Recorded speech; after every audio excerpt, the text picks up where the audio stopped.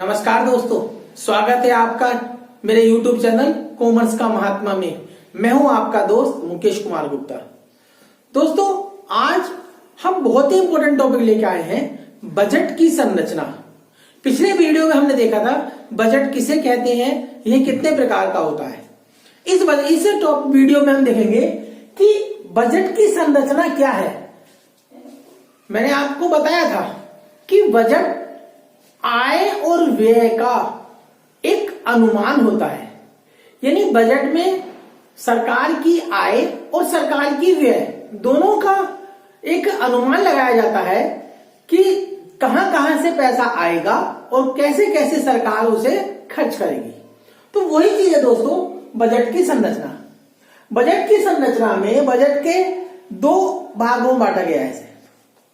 पहला है बजट प्राप्तियां, दूसरा है बजट व्यय। क्योंकि मैंने आपको बताया था बजट क्या होता है, सरकार की एक वित्तीय वर्ष की सभी अनुमानित आय और व्यय का एक ये लेखा जोखा है, यह एक विवरण है। तो बजट की संरचना में पहला बजट प्राप्तियां और दूसरा बजट व्यय, दो पार्ट हो गए। अब बात आती है बजट प्राप्तियां क्या है।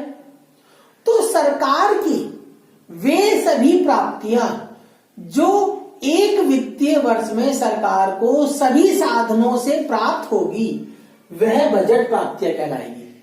यानी सरकार चाहे टैक्स प्राप्त करे, चाहे फीस प्राप्त करे, चाहे कोई लोन ले, यानी जितने भी सरकार के साधन हैं, उन सभी साधनों से प्राप्त होने वाली एक वित्तीय वर्ष में जो आय है या जो प्राप्तियां हैं, उसे हम क्या कहेंगे, बजट प्राप्तियां। दूसरा है बजट व्यय। एक वित्तीय वर्ष में सरकार के जितने भी अनुमानित खर्चे हैं, उसे बजट व्यय कहते हैं। बजट प्राप्तियों को दो भागों में बांटा जा सकता है। पहले राजस्व प्राप्तियां, रिवेन्यू रिसीट्स, पूंजीगत प्राप्तियां, कैपिटल रिसीट्स। ऐसे ही बजट व्यय को भी दो भागों में बांटा है, राजस्व व्यय, रिवेन्यू एक्सपेंडिचर, पूंजीगत व्यय, कैपिटल एक्सपेंडिचर। दोस्तों, ये समझने की बात है, इसे रटना नहीं है। देखो चाहे प्राप्तियां हो चाहे व्यय है, दोनों को दो दो भागों में बांटा है, राजस्व और पूंजीगत। ऐसे ही व्यय में भी राजस्व और पूंजीगत व्यय। यहां प्राप्तियां आ जाएंगी, बजट प्राप्तियों में राजस्व प्राप्तियां और पूंजीगत प्राप्तियां। व्यय आता है तो यहां राजस्व व्यय और पूंजीगत व्यय आ जाएगा। अब बात आती है कि राजस्व प्राप्तियां क्या है, what is the mean of revenue receipts. तो दोस्तों, रिवेन्यू रिसीप्ट्स की दो विशेषताएं हैं। पहली विशेषता कि वे सभी प्राप्तियां, सरकार को प्राप्त होने वाली वे सभी प्राप्तियां जिनसे कोई देयता उत्पन्न नहीं होती, अर्थात कोई लायबिलिटी उत्पन्न नहीं होती। पहली कंडीशन, पहली विशेषता। दूसरी विशेषता कि सरकार को जितनी भी प्राप्तियां होती है, उनसे सरकार की संपत्तियों में कोई कमी नहीं आती। तो वे सभी प्राप्तियां क्या कहलाएंगी, राजस्व प्राप्तियां। यानी दो विशेषताएं। पहली विशेषता, कोई देयता उत्पन्न नहीं होनी चाहिए और संपत्तियों में कमी नहीं आनी चाहिए। अब दायित्व उत्पन्न नहीं होना चाहिए, इसका मीन्स क्या है दोस्तों। मान लीजिए, मैं एग्जाम्पल देता हूं। सपोज करो मैंने बैंक से लोन लिया, 2 लाख रुपए का लोन लिया। अब मुझे 2 लाख रुपए मिल गया, लेकिन दोस्तों मैंने बैंक से लोन लिया है 2 लाख रुपए, तो मुझे इसे वापस भी करना पड़ेगा।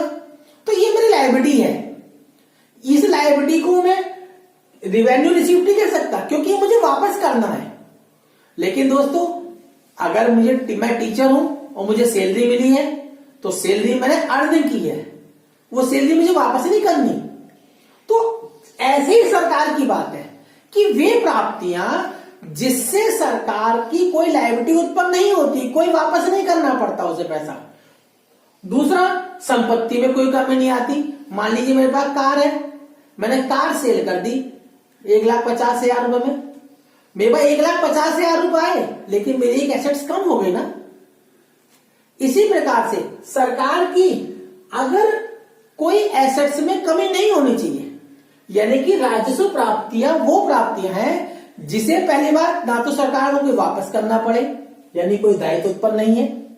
दूसरा, सरकार की जो संपत्ति है उसमें कोई कमी नहीं आनी चाहिए। फॉर एग्जाम्पल, जैसे सरकार को टैक्स होता है, टैक्स मिलता है, हम लोग सरकार को टैक्स पे करते हैं, लेकिन सरकार को वो टैक्स वापस नहीं करना पड़ता। ना ही टैक्स रिसीव करने में सरकार की कोई एसेट्स कम होती है। तो टैक्स क्या हो गया? वो राजस्व प्राप्तियां।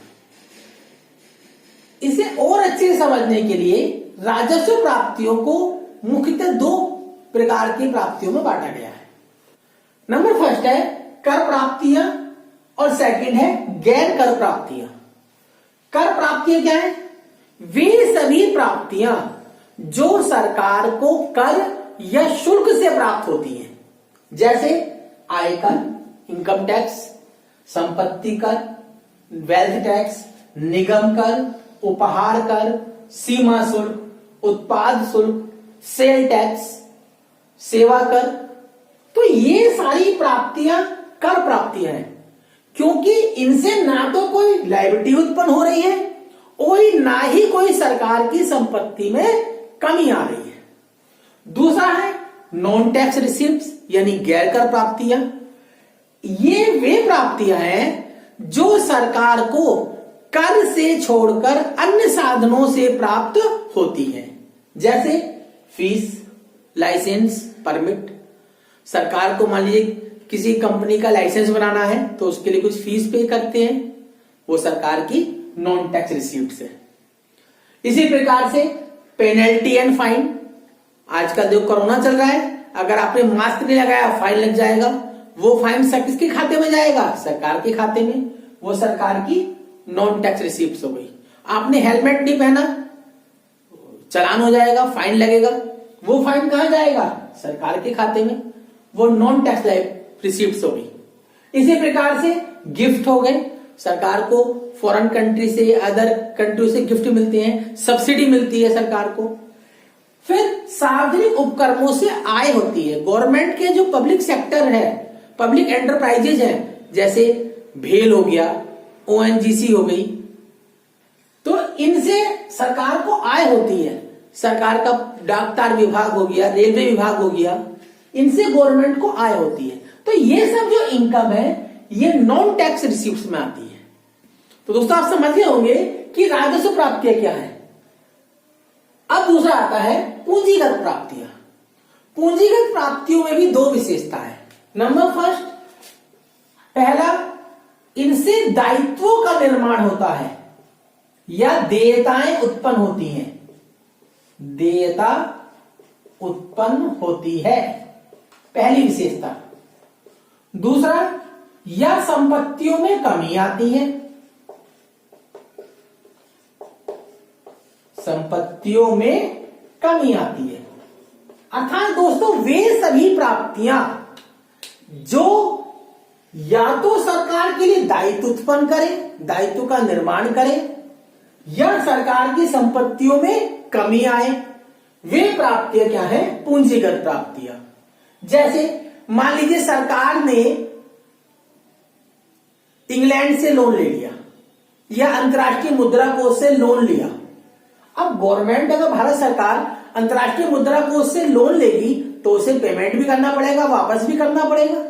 तो इसका मीन्स उस लोन लेने से क्या हो गई? लायबिलिटी क्रिएट हो गई, देयता उत्पन्न हो गई। इसलिए क्या है? ये पूंजीगत प्राप्ति है। ऐसे ही मान लीजिए सरकार ने अपनी किसी सार्वजनिक उपक्रम के शेयर बेच दिए, उससे क्या हो गया? सरकार की संपत्ति में कमी आ गई। तो ये सारे जो प्राप्तियां हैं पूंजीगत प्राप्तियां हैं, यानी या तो इनसे दायित्व उत्पन्न होगा या संपत्तियों में कमी आएगी। जैसे दायित्व उत्पन्न होने के लिए मैं आपको बताया कि सरकार क्या है? ऋण ले लेगी, या तो जनता से ऋण ले ले या फॉरेन कंट्री से ऋण ले ले, या अपने डिसइन्वेस्टमेंट करे। किसका? जो सार्वजनिक सेक्टर की जो मतलब कंपनियों में डिसइन्वेस्टमेंट करे। तो ये क्या है? पूंजीगत प्राप्तियों के अंतर्गत आता है। अब बात आती है दोस्तों राजस्व व्यय और पूंजीगत व्यय। जैसे राजस्व प्राप्तियों और पूंजीगत प्राप्तियों की दो विशेषताएं हैं, ठीक उसी प्रकार से राजस्व व्यय की भी दो विशेषताएं हैं। पहली, इनसे दायित्वों में कोई कमी नहीं आती। राजस्व व्यय क्या है? दायित्वों या देयताओं में कमी नहीं, देयता में कमी नहीं। और दूसरा, संपत्तियों में कोई वृद्धि नहीं होती।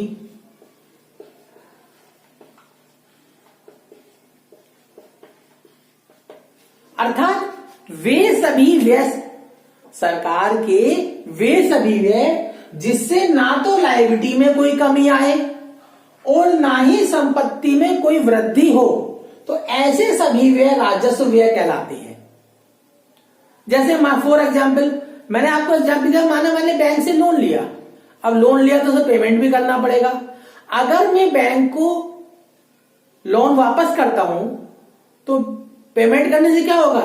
लायबिलिटीज में कमी हो गई, तो वो हमारा राजस्व व्यय नहीं होगा। ऐसे ही सरकार के लिए है कि अगर सरकार अपने किसी लोन का पेमेंट करती है या ऐसा कोई भी एक्सपेंसेस करती है जिससे कि उसकी लायबिलिटी घट जाए, वो राजस्व व्यय नहीं होगा। राजस्व व्यय वही होगा जिससे लायबिलिटी में कोई कमी नहीं आ रही है। दूसरी विशेषता कि ना ही कोई संपत्ति बढ़ रही है, कि यानी कि कंपनी, सरकार ने कोई इन्वेस्टमेंट नहीं किया है जिससे कि उसकी एसेट्स बढ़ जाए। तो ऐसे सभी व्यय जो ना तो सरकार की लायबिलिटीज कम करते हैं और ना ही सरकार की संपत्ति को इंक्रीज करते हैं, वे व्यय कहलाते हैं राजस्व व्यय। कौन कौन से होते हैं? जैसे सरकार पुलिस प्रशासन में व्यय करती है, वेतन का भुगतान करती है, शिक्षा का, स्वास्थ्य का इसमें व्यय करती है। तो ये सारे व्यय क्या कहलाएंगे? राजस्व व्यय कहलाएंगे। दूसरा आता है पूंजीगत व्यय, कैपिटल एक्सपेंडिचर। कैपिटल एक्सपेंडिचर, इनकी भी दो विशेषताएं हैं। इनकी क्या विशेषताएं हैं? कि वे सभी व्यय जो सरकार की दायित्वों में कमी करते हैं, देयताओं में कमी करते हैं या सरकार की एसेट्स बढ़ाते हैं, वे व्यय क्या कहलाएंगे? पूंजीगत व्यय। जैसे मान लीजिए मैं अपने बारे में कहूं, मान लीजिए मैंने एक बाइक खरीद ली तो मेरी एक एसेट्स बढ़ गई ना, तो ऐसा एक्सपेंसिव क्या कहलाएगा? कैपिटल नेचर का, पूंजीगत व्यय। सेम इसी प्रकार से सरकार के लिए, सरकार यदि कुछ ऐसा व्यय करती है जिससे या तो उसकी देयताएं कम हो जाएं, लायबिलिटी घट जाए, या सरकार की संपत्तियों में वृद्धि हो जाए, तो ऐसे व्यय क्या कहलाएंगे? पूंजीगत व्यय। जैसे सरकार ने रक्षा उपकरण के लिए कुछ चीज खरीदी, जैसे अभी हाल ही में सरकार ने राफेल खरीदा है, तो राफेल खरीदने में जो खर्च होगा वो क्या आएगा? पूंजीगत व्यय होगा, क्योंकि वो कैपिटल नेचर का है। या सरकार ने कोई लोन का पेमेंट कर दिया, अपने किसी सरकारी लोन का, फॉरेन कंट्री से लिए गए लोन का पेमेंट कर दिया, तो वो भी क्या आएगा? पूंजीगत व्यय, क्योंकि उससे सरकार की लायबिलिटीज घट गई है, सरकार की देयताएं कम हो गई है। तो इसलिए वे सभी व्यय जो सरकार के या तो दायित्व में कमी करते हैं या सरकार के एसेट्स बढ़ाते हैं, वो पूंजीगत व्यय कहलाते हैं। दोस्तों, इन दो व्ययों के अलावा भी जो बजट व्यय है वो दो प्रकार से और बांटे जा सकते हैं। एक विकासात्मक व्यय और एक गैर विकासात्मक व्यय, यानी development expenses, non development expenses. तीसरा प्रकार है इसका योजनागत व्यय और गैर योजनागत व्यय। लेकिन अब योजनागत व्यय और गैर योजनागत व्ययों को अलग से नहीं दिखाया जाता, उसे बजट में शो करने से मना कर दिया गया है। पिछले बजट से प्लांट एक्सपेंसेस और नॉन प्लांट एक्सपेंसेस में जो बजट एक्सपेंसेस इसको डिवाइड नहीं किया जाता है। तो उम्मीद करता हूं दोस्तों बजट की संरचना आपको समझ में आई होगी। यदि आपको मेरी वीडियो पसंद आई है तो आप मेरे चैनल को सब्सक्राइब करें, मेरी वीडियो को लाइक करें, शेयर करें और कमेंट्स करें। Thanks for watching.